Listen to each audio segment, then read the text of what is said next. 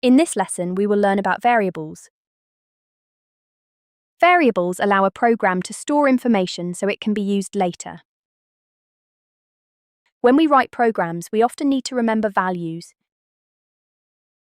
For example, we might want to remember a player's score, a person's name, or the number of lives in a game. A variable gives a name to a value so that we can use it again later in the program.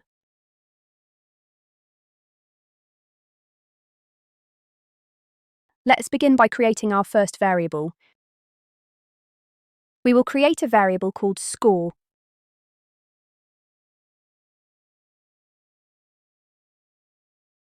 We create variables using the keyword let in Rust. You can think of let as saying create a named box and put a value inside it. The name of the box is the variable name, and the value inside the box is the data we want to store. This line tells Rust to create a variable named score and store the value 100 inside it.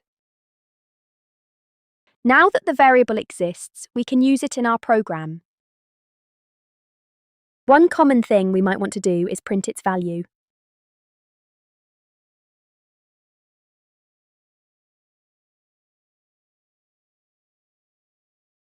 The curly braces inside the quotation marks is a placeholder. Rust replaces the placeholder with the value stored inside the variable. If we print the variable again, the value is still the same.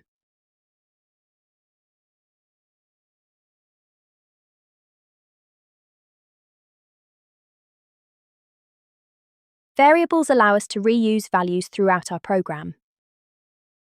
Instead of typing the number 100 everywhere, we simply use the variable name. Now let S create another variable. This variable might represent the number of lives a player has remaining in a game.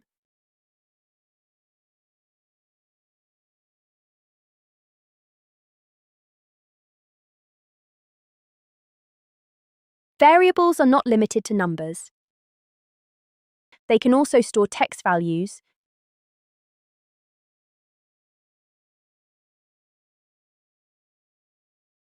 This variable stores the name of a player.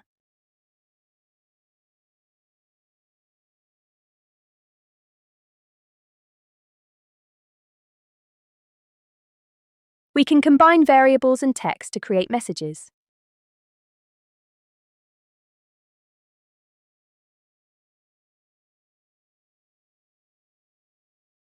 Here, Rust replaces the curly braces with the value stored in the variable player name. We can also combine multiple variables in one message.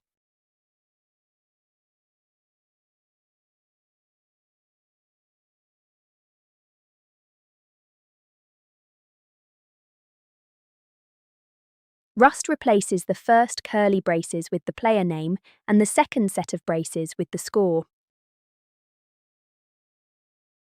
Variables are one of the most important ideas in programming. Almost every program you will ever write will use variables. They are called variable because we can change the value they hold. Try changing the values in this program and run it again using the command cargo run. For example, you could change the score, change the number of lives, or the player's name. Then run the program again and observe how the output changes.